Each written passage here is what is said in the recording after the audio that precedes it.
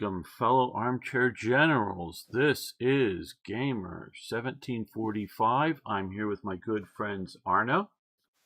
Hello. And Dino. Guten Abend.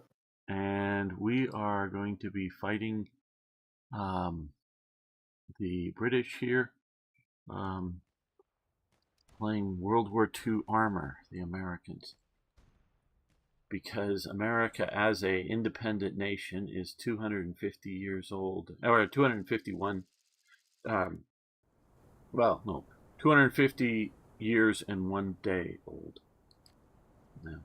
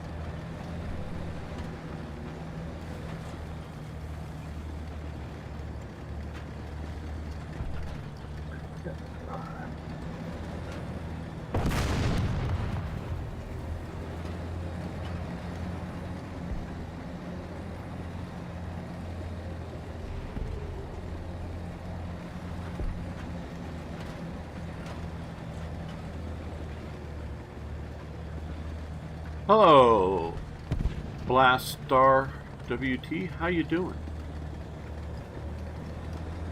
Hope everybody can hear me. I've had audio troubles.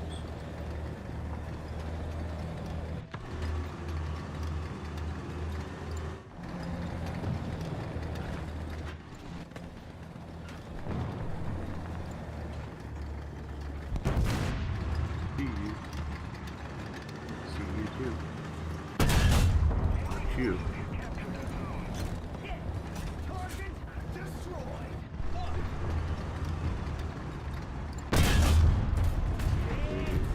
Hey.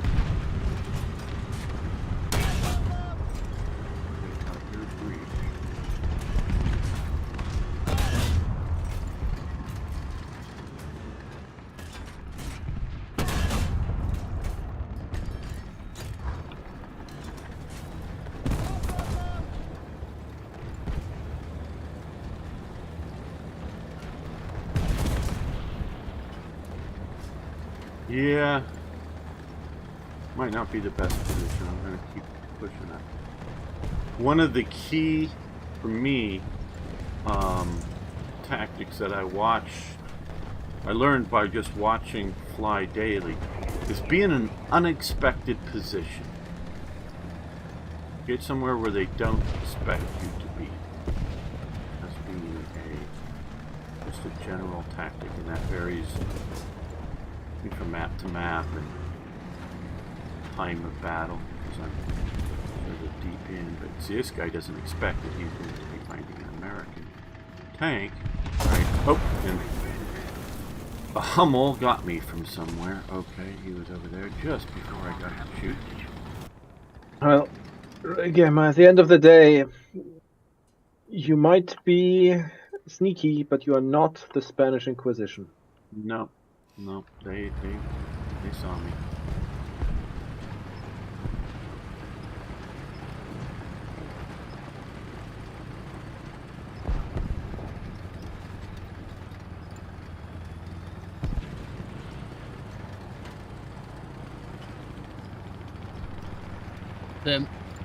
Behind the rock, Dino, to the left. He's not turning on you, to your left.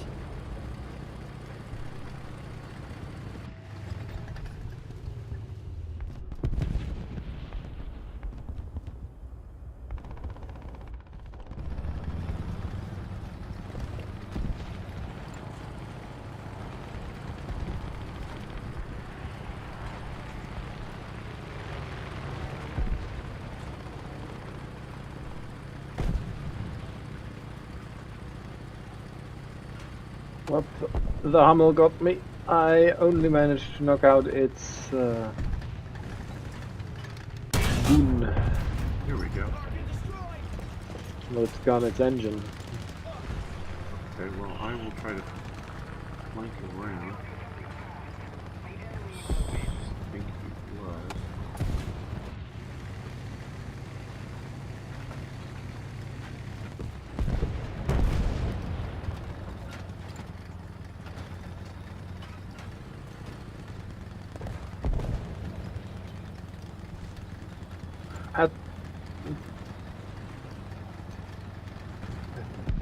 Found something quite interesting though today on a flea market. Uh-huh. Yeah?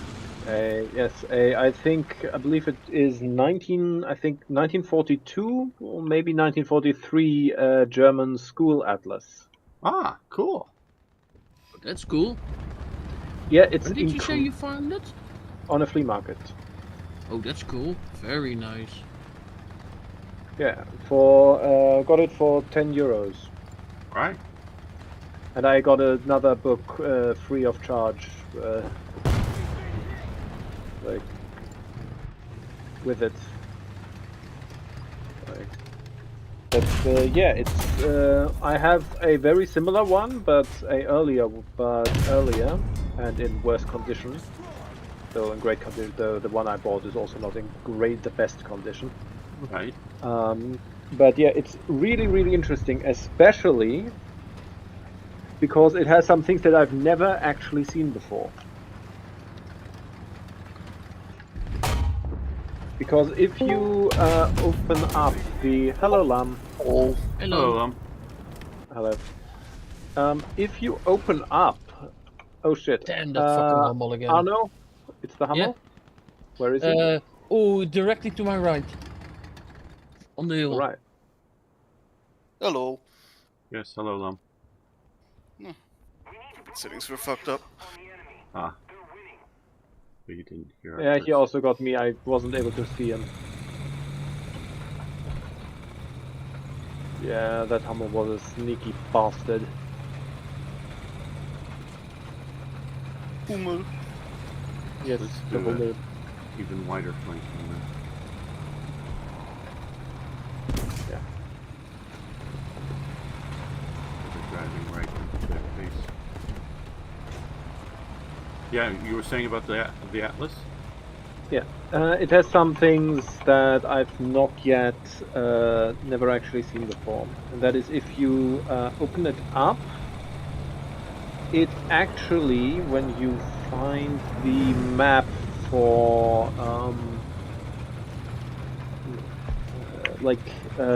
all of, like, Eurasia, Uh-huh.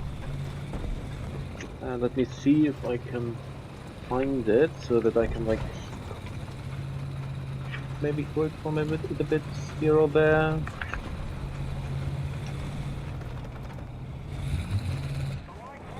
Yeah. Here it is. Let's see, those are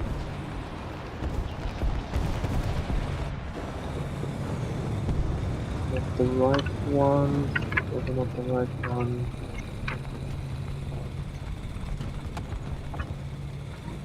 Ah, there it is.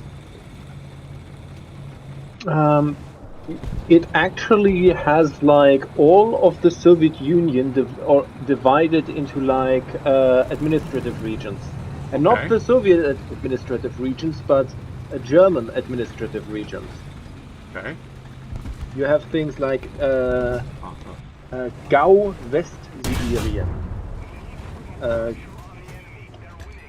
Gau Ferner Osten, so the West Siberian Gau, the East Siberian Gau, the Far Eastern Gau. Back into places that they never got to, I'm guessing, from what you're saying. Yes, like literally all of the Soviet Union is divided into like Reichskommissariats, Reichsgau, and so on. Cool. Territories. Cool. And I've never actually seen like any actual like proposed administrative maps. Like, Right. I'm not either. of course, yeah, like of course it also has Reichskommissariat Ostland and Reichskommissariat Ukraine. Mm-hmm. Also with slightly different borders than you usually see. Slightly larger borders. And yeah. But it also has like all like the others. It has like the Kazakhstan and so on territories there. It has further territories towards the east and so on. Ah shit! I've been hit. Need to extinguish the flames. But yeah, this is what the primary reason why I bought it. Yeah, that's an interesting historical relic. It's always interesting to see how other people either viewed the world or wanted. I think that's more of a aspirational than factual map. Yes. But it's showing you how people thought back then. Yeah. Another interesting thing is, for example, it actually shows the like pre-World War I German colonies, and it doesn't show them like these used to be our territories, but it shows them in a like these are our territories. Right. And is that out when you say pre-World War I? Is that like Africa and Yes, the Pacific yes, Islands? yeah. Right. Yeah. Okay. Yeah. Yes, it just shows them. It doesn't even like show them out. They're fully like colored in like the like red, pinkish, reddish color that's for Germany. Usually in German maps, Germany is usually colored in blue, but during the Nazi period, it was colored in like red or pink. Right. But yeah, it shows like German Southwest Africa, German East Africa, German Cameroon, Togo, and so on. Mm-hmm.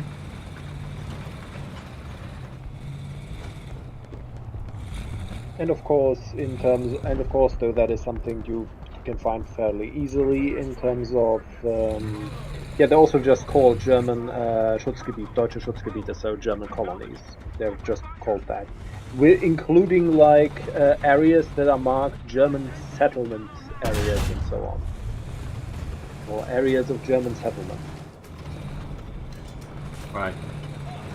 Ah, that's interesting. Yeah, most of the stuff is like the American stuff is pretty ordinary, pretty normal, everything there.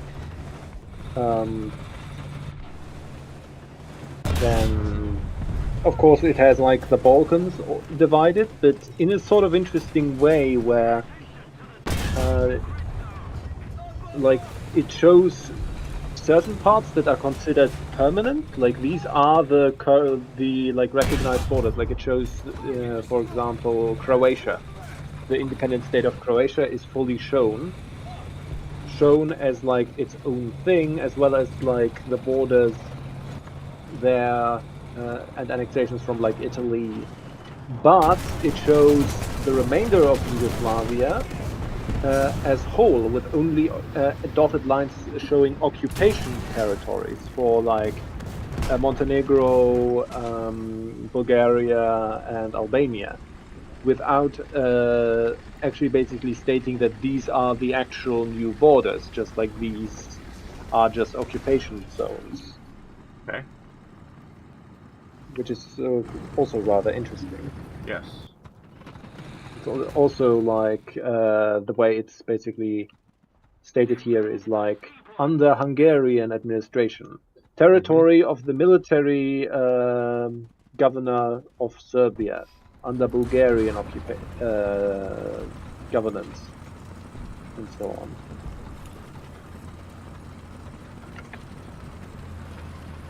Yeah, it's really interesting like that.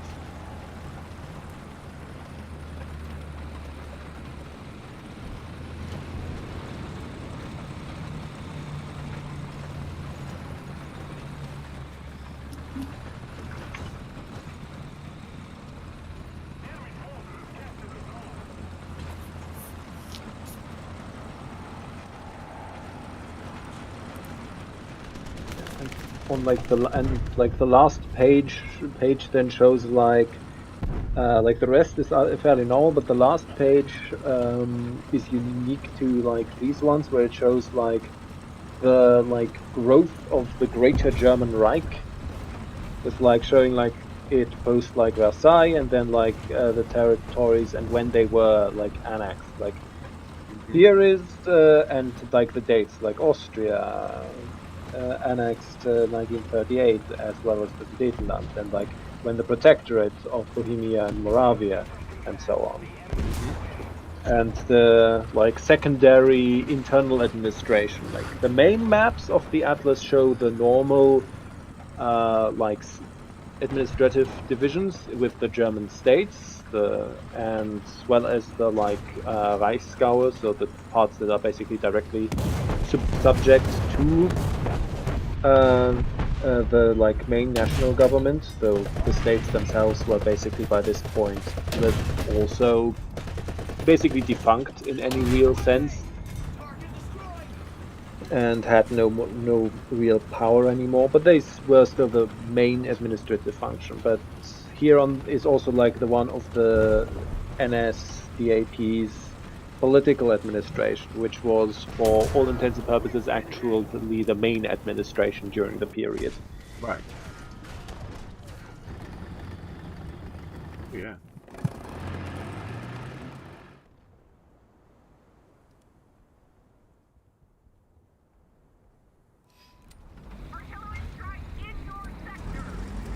So yeah, it's a really interesting map.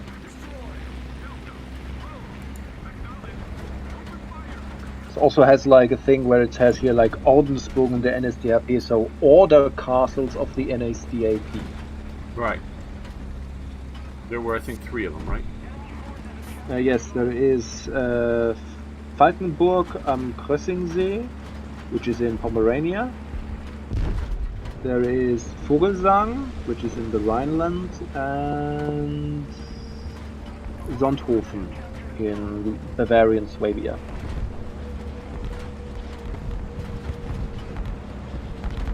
So yeah, really, really interesting thing. For those of you who don't know, I know there's just a few people here, those were sort of like elite schools that you would, let's say a camp as in, or castle, but the big thing that you go and live at and get indoctrination and training and all that kind of stuff for youth leaders. Yeah.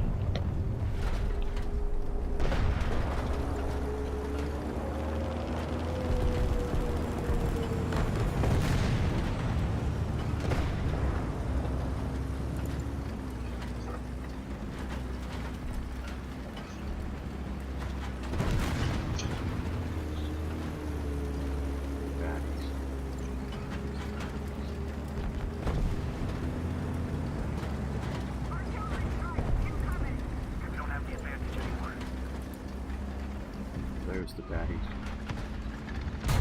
Oh, and got me before I got depression. Damn. Before you got depression. Yeah.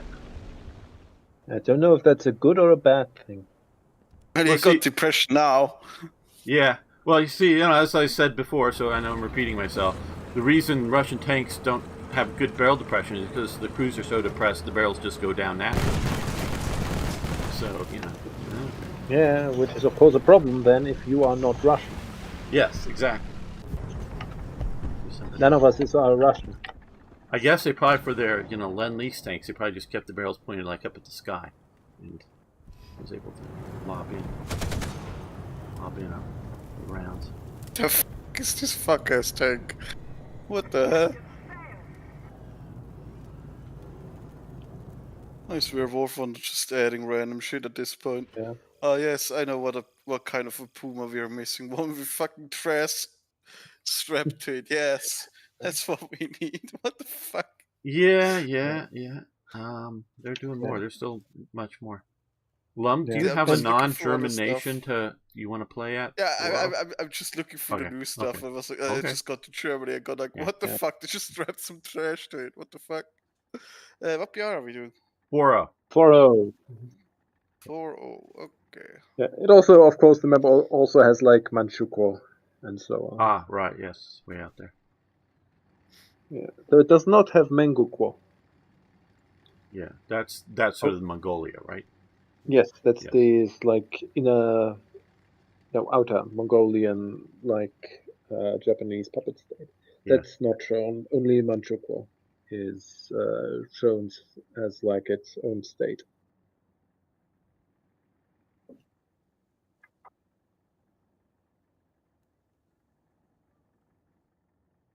There you go.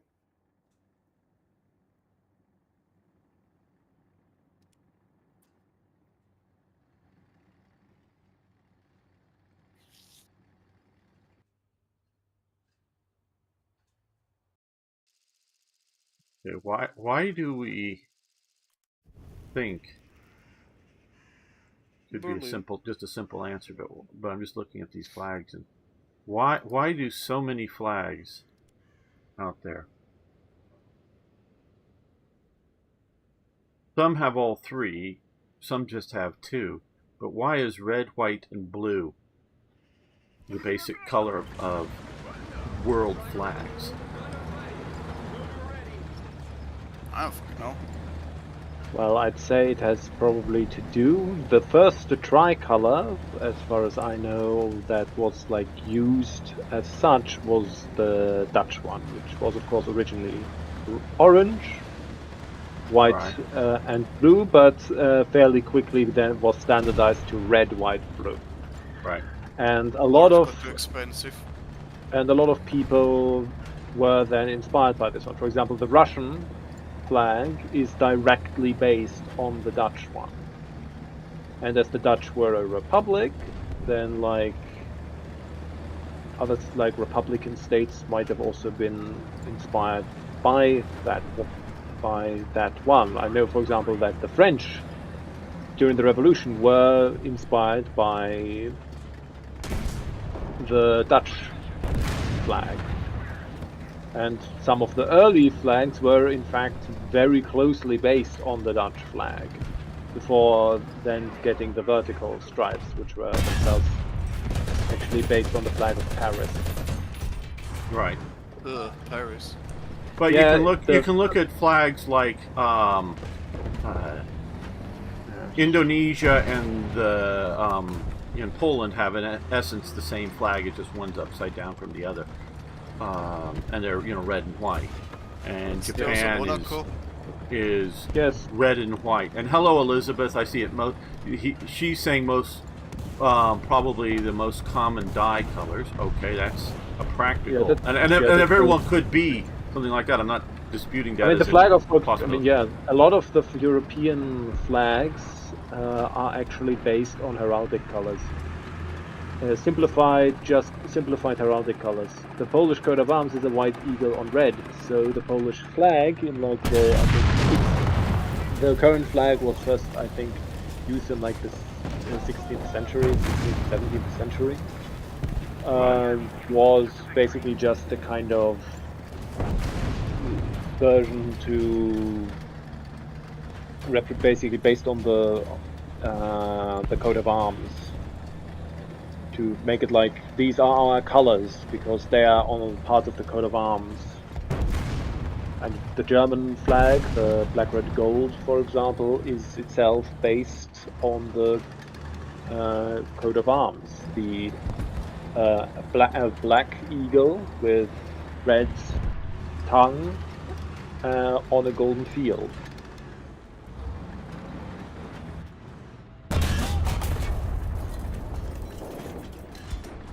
David, I hate when I can hear the enemy, but I don't want to poke him.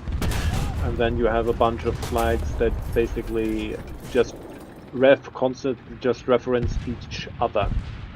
Right. Like, well, the Americans coming out of the British Union Jack. That's for sure. Yes. The American flag, of course, started as like this version that is based on like the British ensign. Yes. And then later replaced the Union flag with the stars for the states. Yes, it started the early what they call the Grand Union flag started out as sort of the British, the mix of the cross of St. Andrew and cross of St. George, because they had yet put in Patrick's Cross at that point. So it was those Yes. two crosses up in the upper canton with white and red stripes, and then they did the quote unquote Betsy Ross flag with the blue field and white stars. Yes. With that. So, but those colors, and I was referring, like, and definitely heraldic colors are a very clear thing. Well, I'm pretty sure the colors on the American flag are those colors because those were the colors on the British flag. Yeah, no, exactly, and no, because like literally the Grand Union flag has the British flag as part of it because that's their cultural thing. And then if you look at the Confederate flag, several versions of it goes through. The first one is so similar to the Union flag, it just two big red stripes and one white stripe, so close that oops, we're can't tell each other apart when flags on the battlefield are fluttering. So they do they add sort of St. Andrew's cross with the stars and the blue cross, but that's all red, white, and blue because of the American flag. It's and then you have flags that basically use these same colors, red, white, and blue, because they basically reference the American flag, even if they might give them their own meaning. For example, the flag of the Republic of China, currently the flag of Taiwan, used yeah. by the is itself heavily inspired by the flag of the United States. It has these colors largely because it's derived from the flag of the United States. Even though, of course, they gave them then their own meaning to be closer to the Chinese cultural context. Right. Now, I did not know that there was that direct inspiring for the colors for the Chinese flag. Because I know like the imperial flag, which is about the only one I can think of that I know there's sort of, what is it, red, black, and gold for Belgium or whatever, but is that it's a yellow field with a dragon on it for the imperial Yes, that was Chinese. the flag. Yes, that was the flag used by the Qing dynasty. Yeah. And after that was, of course, overthrown by the Kuomintang during the Chinese Revolution. Yeah, Sun Yat-sen. And the Kuomintang used initially 3 flags. The one was the one that is the current flag of the Republic of China, Taiwan. That was like the military, naval ensign. But it was generally also quite a popular flag and was the one favored by the main revolutionary leader, Sun Yat-sen. Then you had the official national flag, which was the 5 races under one union flag, which had 5 stripes, all in different colors that were meant to represent the different races that live in China. And were supposed to represent that all of these basically come together in a union. And then you had like a flag that was like a black star on a red field, which was like a military flag or something. And that's the one that disappeared fairly quickly. And eventually the 5 races under one union flag was replaced by the Sun flag, the current Taiwan flag. And you have things like the Czech flag is red, white, and blue, and like it can, but it just and Elizabeth has a a very good practical point is maybe the dyes were common, though red might not be going that far back. Red was actually very common. It was the dye. One of the dyes that was actually surprisingly rare was black. Right. Yes. Red was actually a color that was quite common and fairly easily obtained. And another thing, it might be physiology of humans, as the humans pick up those colors well, maybe, or something. Their colors also have a good contrast with it. But with still all of that, because flags are meant to differentiate initially on the battlefield, kind of thing, differentiate from each other. But it just seems that those 3, either in 3 or like Poland and Monaco and Indonesia all just red and white. It just seems to be. Switzerland's also red and white. Yeah, Switzerland's red and white. Yes, but Switzerland has the cross on it. Right. Oh yeah. Well, yeah. I mean, but it's not just rectangular. Yeah, but it's also you're very right in the Dutch starting the tricolor thing, but it's not just tricolor type flags, including looking at when you're talking about the Republic of China flag and all that.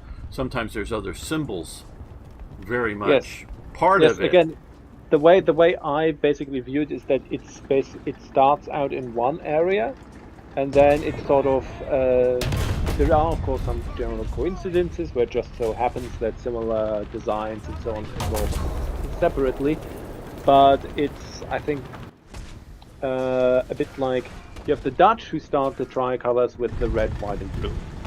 That then goes to Russia, which then Russia adopts those same colors in a different hue, pattern.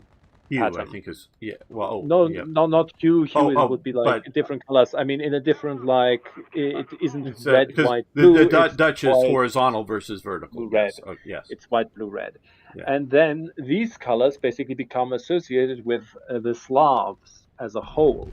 So a lot of Slavic countries then begin to use these colors, which is where you then get like the flag used by like Slovakia, for example, and Serbia, and so on, and later Yugoslavia, and a lot of Slavic countries. Or, for example, the reason there is blue on the current Czech flag is, of course, because that's the flag. It was originally the flag of Czechoslovakia, with the blue standing for Slovakia.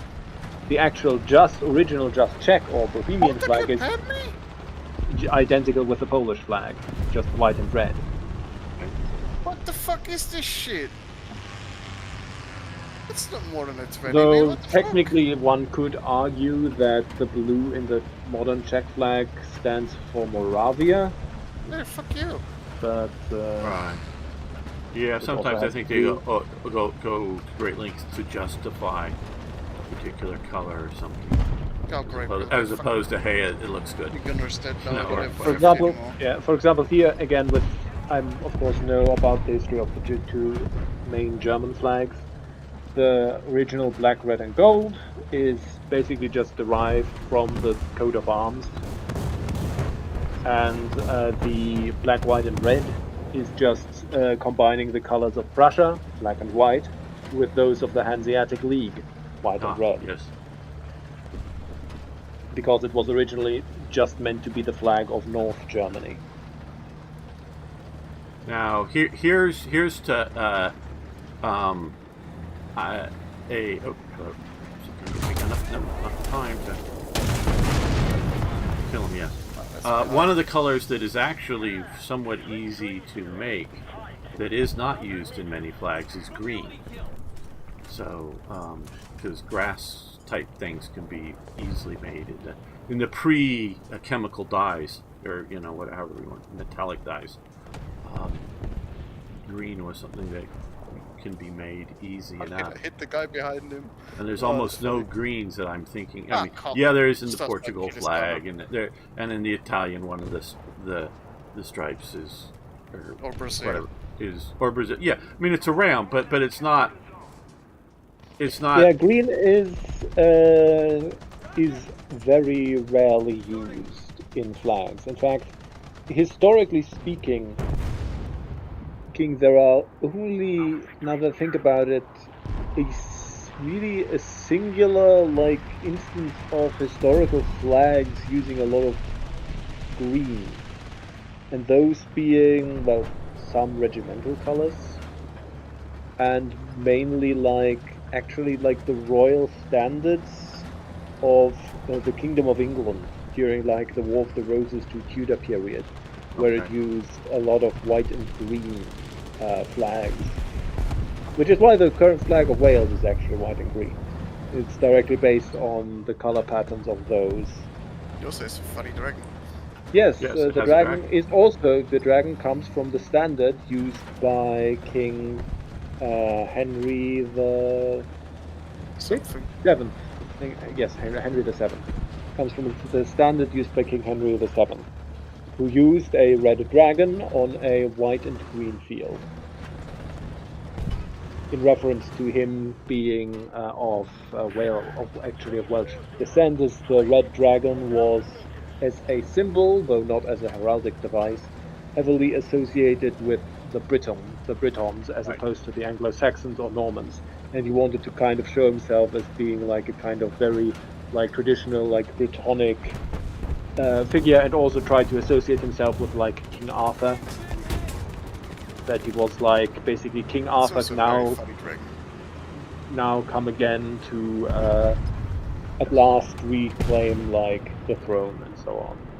Because King Arthur is the once and future king of Britain still. Exactly. He sleeps or waits on the misty Isle of Avalon till the Yes, day and that's that something he that shall return.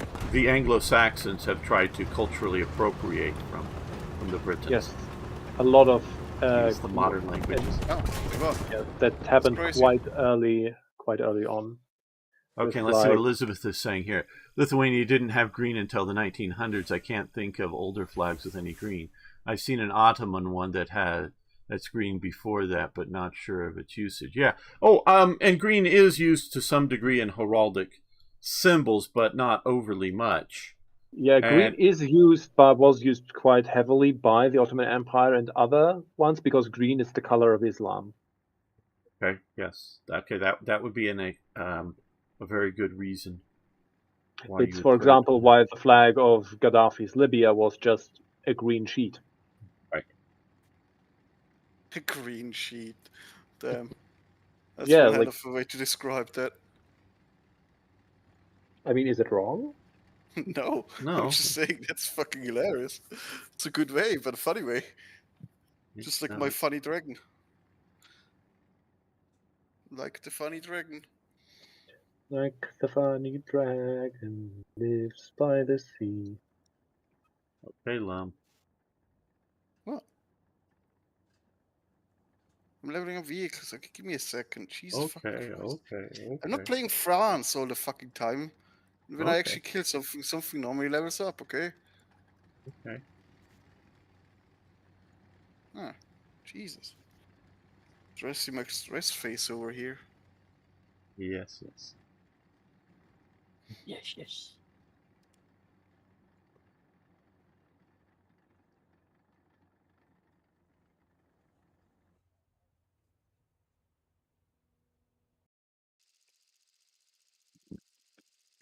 Oh, great. Holland. We're visiting No, Arno's home. it's Belgium, clearly. We'll drive by his house soon here. Wouldn't that be What's the South Holland? difference? Wow. Shh. Don't tell them.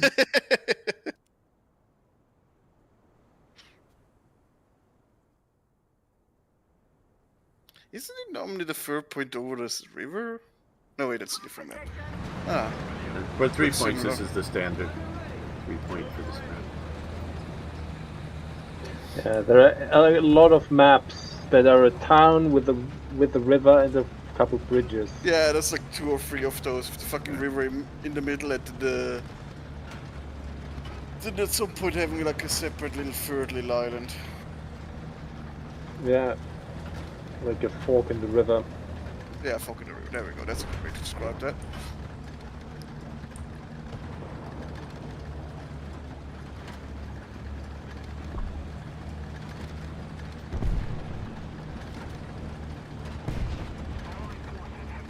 There we go.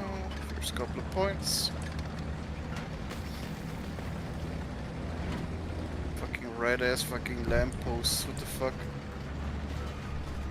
Also, I love the introduction of modern trash bags. I guess it is a modern town. Oh god. War Thunder. There was talk of, I don't know if it's come to anything, but depending on your BR, how modern the town, the map, the whatever would look. Would make sense. They don't need to change existing maps, they just need to remove them from the map pool. Yeah, I mean currently this is I like know. with World War II tanks in a modern town is always a Oh, bit. what? Oh well, If you, just on that front, you know, my guy, you guys know my my guy. yeah, no, my like for the animated series Girls and Panzer. Excuse me, it's Girls Und Panzer. Panzer, yes, Girls Those und Panzer. Panzer. Very They put out a preview trailer for the next movie that's coming out, and basically from some stills, it's basically Cargo Port. It was where one of the major battles takes place. So Is that new trailer where the fucking Spanish team is from? Because whoever designed the Spanish team is fucking hilarious. Well, I know that a bunch of teams originates in like manga. I know the French team that was in the movie was originally appeared in a manga series. It's not that they have a team that's bothering me. It's how they're designed. Because Well- if you see a fucking picture of the Spanish team, dear lord, somebody, yeah. well, but it's based off of the Spanish Foreign Legion or whatever that are marching around with their shirts open. Yeah, but it's still fucking hilarious. Well, Like, obviously yes. it's girls with boobs, but but if you look at That's the from the the funny part that it is the Spanish team that's Right. basically wearing fuck all right compared to and every other team that has like uniforms and shit. and if you the from the the film clips of those Spanish guys marching, they have big pecs and whatnot, and so yeah, it sort of kind of works as translating those guys, those Foreign Legion dudes, into girl tankers. But yeah, it's one of the few manga. Well, I don't not manga, but animes that I actually do sort of know and have watched a bunch of. He's basically an expert. How did I get a kill assist? I didn't hit anything. You looked at it, Lum. You looked at it. Yeah, I have actually read a few manga that are based on the series as well, which is how I know that the one French team actually originates in a manga, where they actually have a French team is complete. honestly one of the funniest ones. It's just Well, funny. there are actually two French teams. There is it's the there is poor, there's the rich.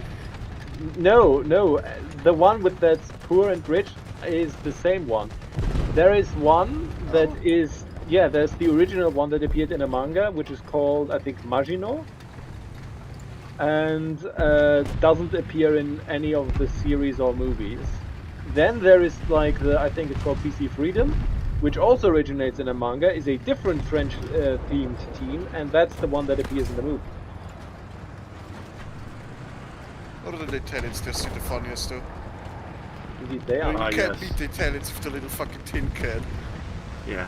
They also have like the funny racing theme song. Racing theme song. I don't know why I associated it with racing. I think it was this. Oh yeah. It's the funny pizza song. Yeah, it's used by like the Spider-Man 2 game. Yeah, exactly. Yeah, I think it was Yeah, actually that was- composed for like a car race or something. Oh come on, really? They paid me right as I was leaving? Fuck off. Wait, it should still run. It's just red. It should actually. Nope, it's all fucked.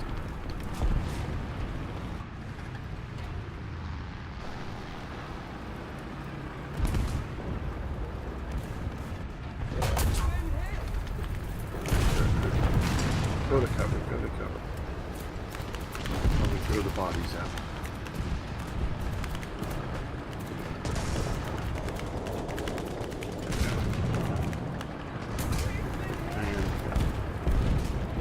And you're dead. Yeah, down the road there. Okay, go up on the bridge. Oh shit, sorry. Alright, to you. So fucking ass milk truck.